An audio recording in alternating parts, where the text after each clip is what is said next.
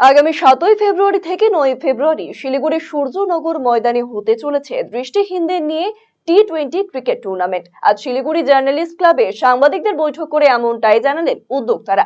জানা গেছে উত্তরের দিশারির উদ্যোগে এবং ক্রিকেট অ্যাসোসিয়েশনের for the blind of Bengal, cricket association for the blind in ইন্ডিয়ার সহযোগিতায় এই টুর্নামেন্ট হতে চলেছে। মোট 6টি দল অংশগ্রহণ করবে।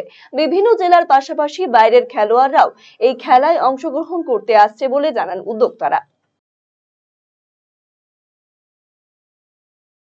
তরফ থেকে এসেছি, আমার সাথে আজকে এখানে উপস্থিত ছিলেন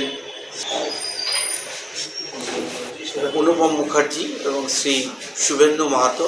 আর আমরা যেটা আয়োজন করতে চলেছি সেটা হচ্ছে all Bengal vision I Challengers cup season 5, যেটা সূর্যনগর মাঠে 7, 8, 9 ফেব্রুয়ারি অনুষ্ঠিত হতে চলেছে। দৃষ্টি প্রতিবন্ধী প্লেয়ার যারা আছেন তারা খেলবেন এবং এই খেলা উত্তরের দিশারির সাথে সহযোগিতার হাত বাড়িয়ে দিয়েছেন CABB, that is cricket association for the blind of Bengal, এবং এবছর আমরা CABI, that is cricket association for the blind of India, তাদেরকেও সাথে পাচ্ছি। আর আমাদের চিন্ময়বাবু, যিনি এই সিএবিআই এর সিনিয়র ভাইস প্রেসিডেন্ট, উনি আজকে উপস্থিত ছিলেন।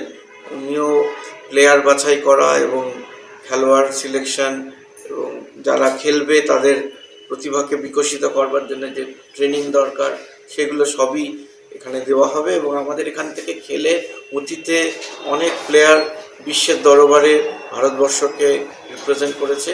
আশা করছি এবছরও আমরা সেরকম কিছু প্রতিভাবান প্লেয়ারকে পাবো যারা ভারতবর্ষকে পৃথিবীর বুকে রিপ্রেজেন্ট করবে।